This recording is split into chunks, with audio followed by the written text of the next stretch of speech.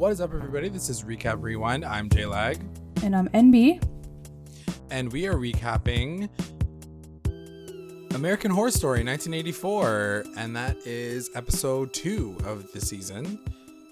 And yeah, what did you think? I really enjoyed the episode.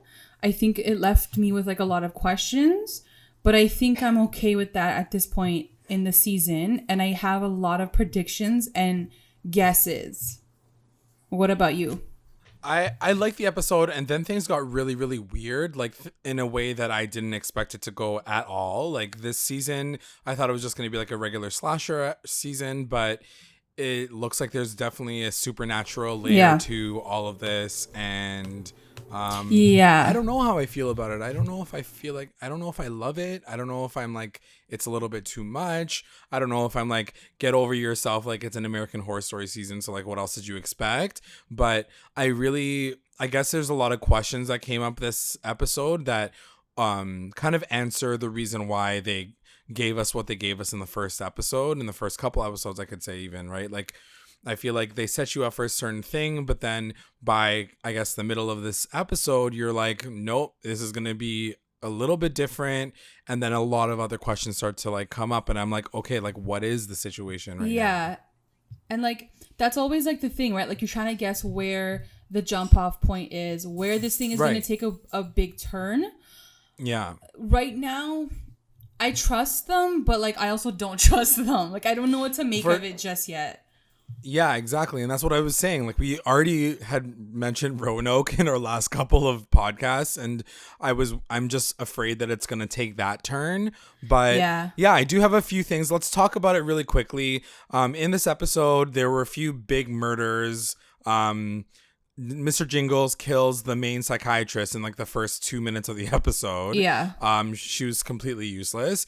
And he also ends up killing I guess he's a porn producer. Like, is he like the guy? He's like Xavier's porn guy, basically. Like porn director. Guy, yeah.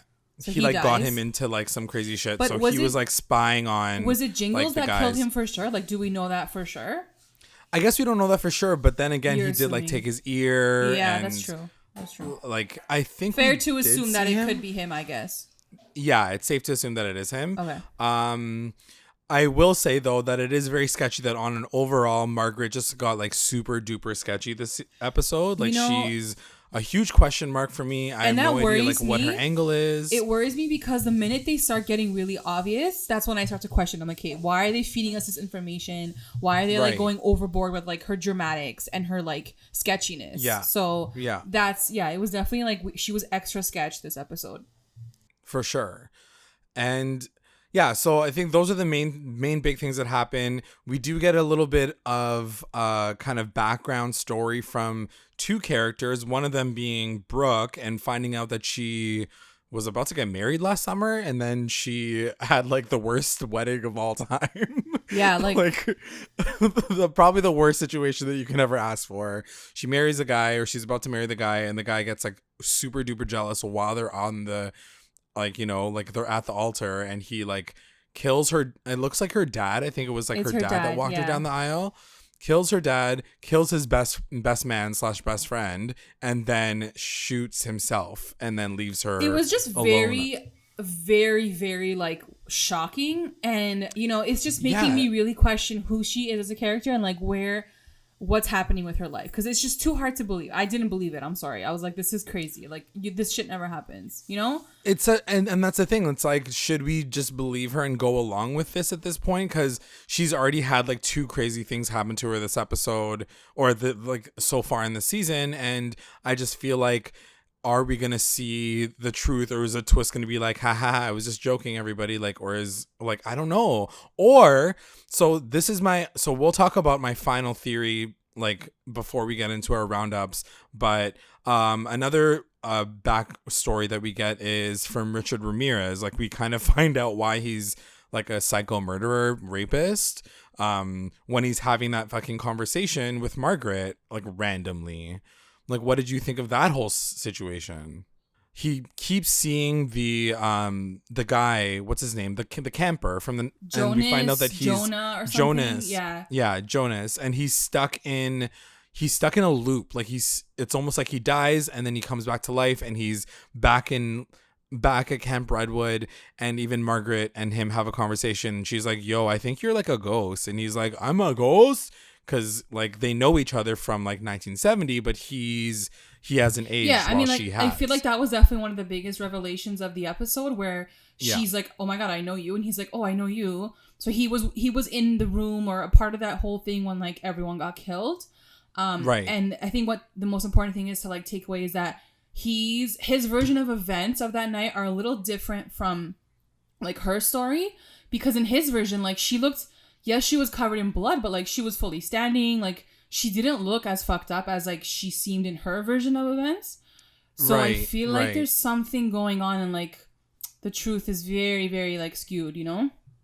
Yeah, and I don't know like what they're gonna do with this in terms of like skewing our storyline so much. Like I don't know what their end goal is going to be for all of this, because I do feel like the overarching feel that I'm getting from this whole story is like almost like the camp, it was representing like purgatory. Like, totally. I don't know if you're getting that vibe or if you think that that's the theory, but like I feel like definitely there is something that brought all of these characters here, and as the season goes on, we're going to learn a little bit more about like Chet, and we're going to learn a little bit more about Ray. And I mean, it's very possible that it's like they're in some sort of like hell, or like Redwood. I mean, if Jonas is a very like weird name. Yeah. And like literally Jonas is a character who is literally coming back to life every 5 seconds. Like, he can't leave Redwood. So a part of me is like, okay, like he's stuck there. Like, it's some type of hell.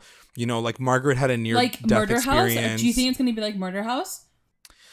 I mean, everybody loved Murder House, so there's like a reason that, you know, we loved Murder House so much, because it was like that whole ghost twist story. But I feel like it's so obvious this time around that I'm like, I don't know, like, why would you do it again? Like, you're already telling us straight up that Jonas is a ghost in the first 2 episodes. So what else are we supposed to guess? Whereas in Murder House, it was like the gag of the whole season was like, oh yeah, like Tate has been dead, and like so is this person, and so is this person. So there were more reveals. Yeah. But what? Nothing. I'll mention it after. Okay. But yeah, I don't know like what Margaret's angle is. We can talk about her a little bit more, but there is just like a whole bunch of things that kind of happened this episode that I was like, what's happening right now? Like, are we in purgatory? Is everybody dead? Like I said, like Brooke had a near-death experience. She could have died at the wedding. You know what I mean? Like, there's just too many scenarios where people almost died that I'm like, I don't know why. Like, maybe it's like a Final Destination place where everybody has to die at Camp Redwood. I don't know. I guess I can say it now, because I don't know if we're going to have time for that after. But what I'm thinking is definitely, like, I don't know if they're in some sort of like purgatory, but I feel like some of the cast is not real, and I feel like they're ghosts. And like figments of imagination or maybe, but like, or that their souls are stuck in this camp. Like, I definitely think Trevor, and I definitely think Nurse, what's her name? Nurse, I don't know. The nurse. Jackie.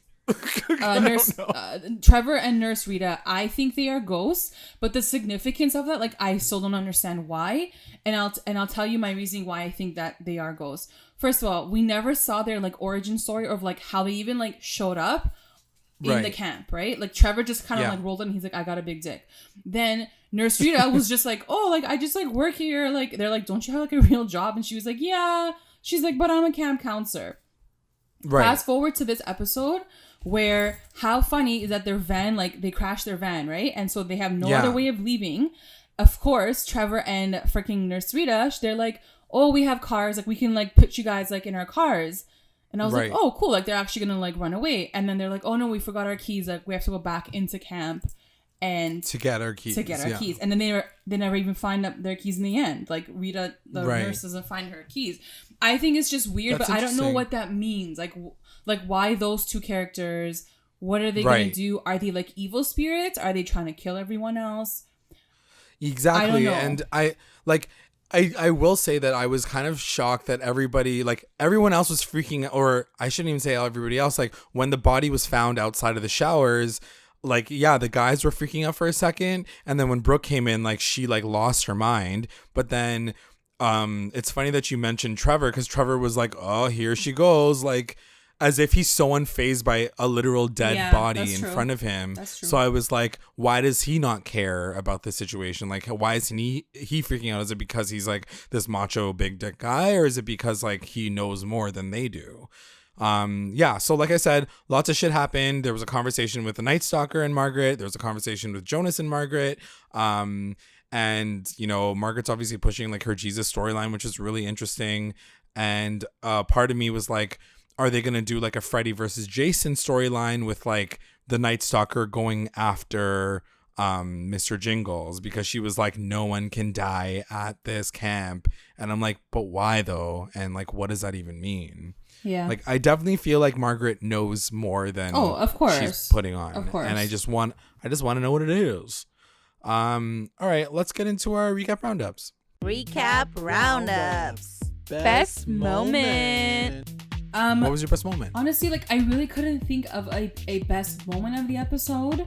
But I did like, and I'll say this right now, I just don't like that we're stuck in like one night. And I do feel like this is all very weird that you're saying it's purgatory and like the night's never ending. Like, where are the kids? Yeah. Like when are we gonna get to morning? Are we ever gonna see morning? Exactly. And I was reading a comment and someone was like, I feel like we're gonna be stuck in this like night cycle. We're never gonna get to see like the next day. But what we may see is like the flashbacks, right? And like their origin stories. And I did enjoy like Brooke's story. It was just a little crazy, but I do want to see more of that, because if that's the only thing that's going to take us away from the current storyline, like I want to see more than just like a dark forest camp like location. Agreed. I definitely wanted to see it like progress, and I think that it's too early on. Like it's episode 2 for us to stay in this like nighttime horror movie. Like we need to move forward. It very much feels like Roanoke in that sense too, you know? Yeah, exactly, and that's what I don't want it to be. And I feel like, you know, I don't know. Have you ever seen Happy Death Day? No. It's a movie that kind of has that feel of like, you know, the repetitiveness. It like keeps happening over and over and over again. So it'd be interesting to see if like that is what they try to take on for this season. But I don't know. I don't feel like it's a terribly original idea. I don't know if it's like what I wanted from the season at all. I almost wish they went with the totally original idea, like totally like typical slasher theme. I just wish they had went with that and was like, no, this is just like A to B, like freaking slasher, and that's it. But it's not like there's some supernatural element for sure involved. And it's funny because I was like listening to our podcast from last week, and all you said was like, just go along for the ride. I'm like, I don't know if this is the ride I want to be on. I don't know if this is exactly what I want. Okay, going on to my best moment. Obviously, it's going to be the shower scene. I know it was dark in there, but I got to see some like... I couldn't see anything. I saw some glimmering abs, and it got like, it was just good. It was goodness. It was the best part of the episode in the sense that like, you're right, everything was so dark this episode, like literally dark, like you couldn't see shit. So at least they like brought some sexiness to it before that guy got stabbed in the face. But yeah. WTF moment. What was your WTF moment? My WTF moment is gonna go to the Margaret and Richard Ramirez conversation, because it was so freaking eerie and so weird. And I think in their conversation, there's a lot of hidden gems in there. So like, if you ever rewatch it, I feel like you can pick apart their dialogue and like really, for sure, you know, see where she's coming from. She said some great his stuff. Origin story, but it's mostly in how she reacts to like who he is, and you're like, this girl's fucked up. It's crazy because like you think that somebody. Sorry. I was like, fuck. No, it is. It's crazy because you think that you would like take this whole like other route and be like, oh my god, you're a devil, get away from me, like what the hell. But like right away she was like, oh, you worship Satan, like why do you feel that way? Like she basically became like a therapist and talked him through his like feelings, and she was like all about it, and he was very like receptive to it. So he sounded very like, okay, I'm gonna listen to this girl. And I'm like, why are you listening to her? What does she know? And like, why aren't you going crazy now? Like, why aren't you bloodthirsty? But she started talking about freedom and all this other stuff. Maybe I'll bring it up in a quote, but it's, you know what? Yeah, and it was a really weird moment. I think after their conversation, I looked at this episode in a really different way. Like it was almost like all these people are dealing with some sort of trauma or some sort of like really fucked up moment in their life or some sort of fear. And like maybe that's the theme of the season. Like it's just people's fear and it's all different. It's based on different people. I don't know, like, and how you cope with that, you know? Because I do definitely feel like Brooke is seeing some shit. Like I feel like nothing's really like the things that she's seen, like they're not really happening. I don't know. Right. Well, that's the thing. It's funny because when the camper, what's his name, Jonas, shows up the first time around, I'm like, oh my god, she didn't see him behind the door. Like he was actually like she actually is imagining shit, and like, you know, we're getting our like everything's getting played tricks on. But then when you find out that he's like keeps resurrecting, you're like, okay, so like she did see him. He just keeps dying. So yeah, I just like, it is very much, this whole episode was very like WTF for me. So in terms of that, I couldn't really pinpoint one exactly. Like you mentioned one of them, that moment with Richard Ramirez. I'm going to also like just throw in the wedding because I thought that was crazy fucked up. I was like, did not expect it. It just did a quick like flash to like last summer, and then like the whole sequence happened, and I was like, I obviously assumed that like there was shit that was going to go down because obviously he doesn't exist, like the husband doesn't exist in the future, but like to see it happen, I was like, holy shit. And also like, how did you get out of that alive? And how are you not like traumatized, and why aren't you like in a psych ward? I mean, I would have gone crazy if I saw my like fiance. Well, maybe she is. That's a good point. You know, like, also, I definitely was like, the WTF moment was also like seeing Jonas die over and over again. And at one point in time, like he says to Richard Ramirez, he says like, you're not supposed to be here, I don't die here, which like means knows where he dies, but then like Richard Ramirez is like, why do you keep coming back to life? And that's what kind of brings him to go to Margaret and talk to her. Talk to her. So there's a lot of WTF moments this episode for sure. MVP. My MVP is gonna go to Richard Ramirez because I do feel like they did focus on him a little bit in this episode, and I'm curious to hear what you have to say. Like, are you interested in this character? Do you care where his like origin story comes from? Like, do you care about him? I did like him. I want to know what like everyone has to say about him.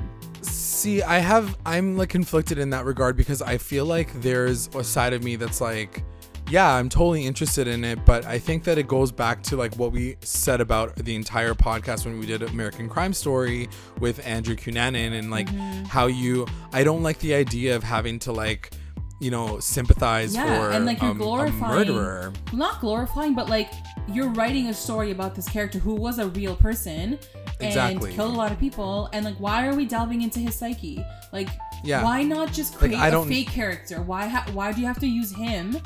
And I find it weird that like they've already used him before in AHS Hotel. Like he was in. It's true. Yeah. He was in like a quick episode, but like, what's their fascination with him? Like, I don't get it. Like, why not just have like another random killer?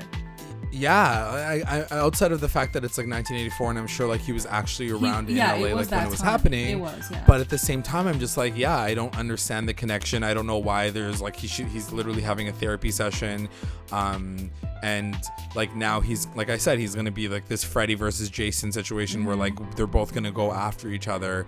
I think it's gonna be entertaining, like that being set up, but like I don't know if I needed to feel bad for him and how he had like an abusive relationship, like, you know, abusive childhood, and I don't know if I want to delve even deeper into his character, like what he's going to become a good guy at the end of all of this. Like I don't know. Exactly. It's interesting because I did mention like the theme might just be like everyone's fears.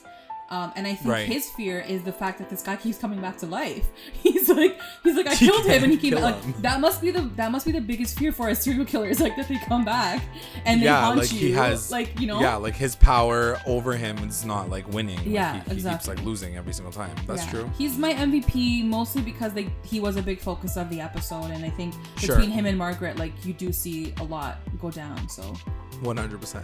So that being said, my MVP is going to be Margaret, and even though she's a sketch bag, and even though I think she's a weirdo, and we're not really sure if she's going to be on the good side or the bad side, I was very impressed by the fact that she literally persuades the Night Stalker, aka like Richard Ramirez, to kill Mr. Jingles, and like she was just like the way that she went about it was very impressive, and I was like, good for her. Like it was she's very basically natural. getting one killer. Yeah, you know, like she's done this before, true. or like she knows almost what she's in a doing. weird way. Yeah, very sketchy. Something's up with her.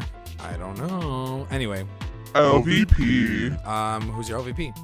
my LVP wasn't a person, and again, like I'm reaching here because I really couldn't think of an LVP. I know you chose the psychiatrist, but like other than that, like I didn't know who else was a failure. But I will say, I'm shouting out all like everyone's memories, because I do feel like they're fucking with the people's perspectives and like how someone remembered a moment, and I feel like that might be a big like factor throughout the season of like whose interpretation are we seeing now. Maybe for I sure. don't know.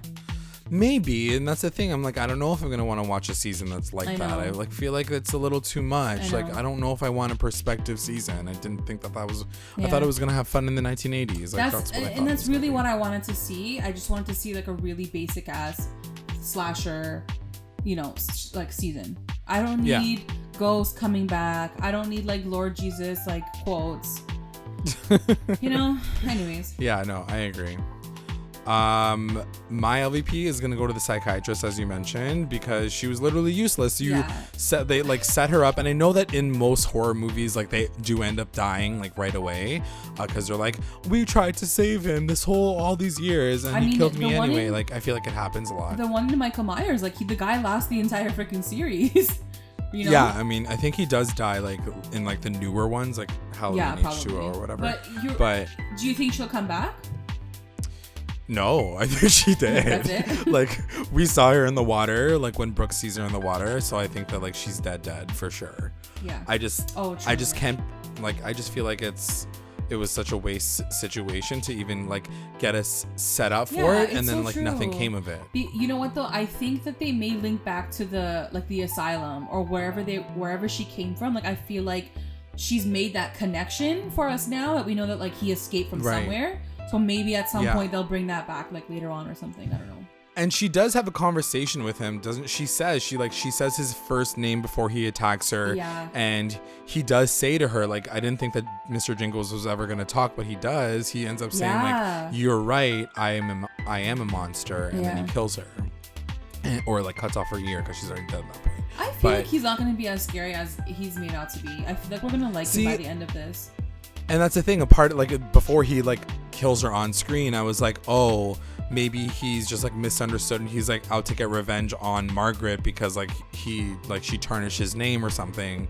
But I'm like, no, he's actually a killer. Mm-hmm. So I don't really know. Like maybe Margaret is his daughter or something. Like we don't know for sure. Yeah. Like we don't know her history, like where she comes from, like why he anyway, we'll see how that all goes. The best line. What was your best line? Best line is between Margaret and what's his face, Robert Ramirez. She said, you know what's great about God? You can use him to explain why something happened, but you can also use him to explain why you did something horrible. All you need to have the freedom to do what you want is two things, God and trauma. So obviously this is very big on her part. Like what did she do? Like what has she done that she's talking about getting away with shit, you know? It just makes she's using that. She's basically giving us the answer to like how she's been living her life. Essentially, she was like, as long as you're a holy person, you can get away with literal murder. Totally, yeah. So I think that she just gave us the key to like everything that's gonna happen the rest of the season. Yeah. We can already probably pit that she's gonna be a villain in some regard. And he maybe would totally she's the mastermind. Do that for Leslie Grossman. You know, like he would make her the focal point of the season. I could see that. For sure, because she's cool or whatever. But I that was definitely one of my favorite lines as well. So since you took a serious one, I'm gonna take a couple fun ones. One of them was from Chet, and it's like when they're all running away at the very end of the episode, and he goes, I can't die with a guilty conscience. I did those steroids. Yeah. And Montana's like, yeah, we all fucking know. Like she just like yells it really loud, and I was like dying of laughter. I was like, it was a good moment to like at least have a bit of comedy in this like relatively serious situation where they're all like running for their lives. And then another one, funny one that happened between Margaret and Jonas when he realizes that he's dead. He goes, am I a ghost? And she says, who am I, Dan Aykroyd? I don't know. And I guess it's a reference to like Ghostbusters, right? Yeah. Okay, because I was wondering. I was like, do you know that reference? Because I'm like, it went over my head. But I also like when she said there are ghosts in the Bible and you're here, so they must be real. I just feel like that's a very like it's depicting the entire season. So I do feel like there's gonna be mother effing ghosts, you know. But very much to your point, like, are we seeing another season of Murder House just at a camp? If it is, honestly, I'm not down for that. I'll say it straight up. Like, Murder House was Murder House, and it made sense and it worked. But like, even with Hotel, they did that. Like, they brought back ghosts. Yeah, like they brought back ghosts. I don't know. I'm very interested to see what the season's going to be like. I feel like they definitely threw us a whole twist and a loop this episode. I didn't expect basically anything that happened this episode at all. So I'll be very interested to see like how it all works knocking at the door. Right. At the very end, right? Yeah. I don't know. Was it Jingles? I don't know. It just feels so like fake and heightened Margaret? And like extra dramatic. So I don't know.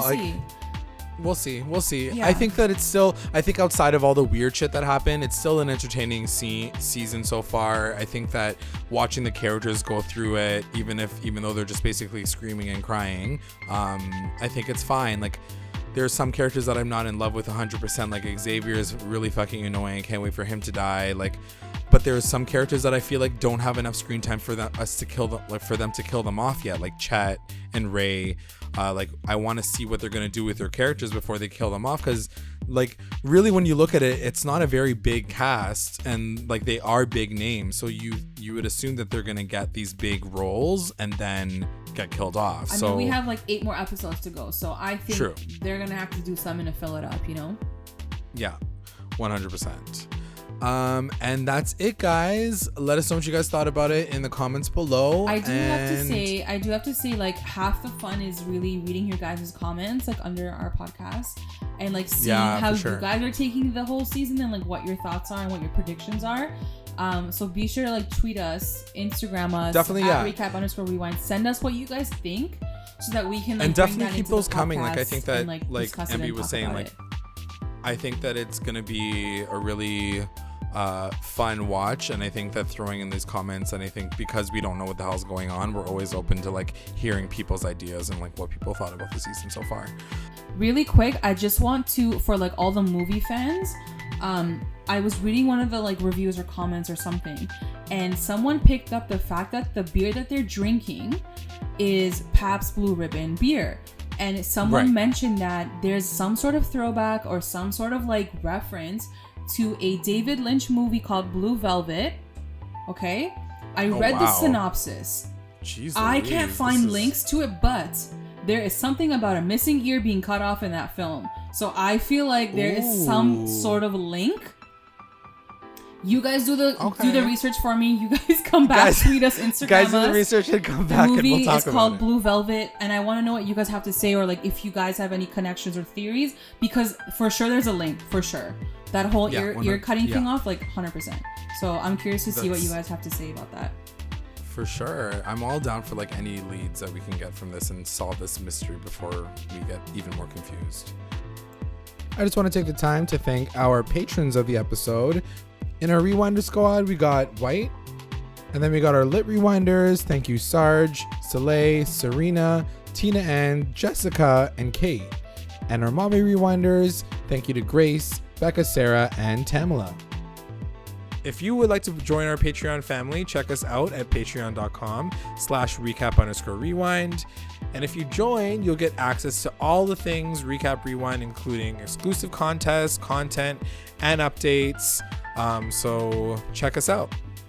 And guys, we're having a very special contest right now for our American Horror Story listeners and our Riverdale listeners. We're having a contest where you can win an Amazon gift card and a pop socket. And all you have to do is go to iTunes and leave us a review. Hopefully it's 5-star or 4-star.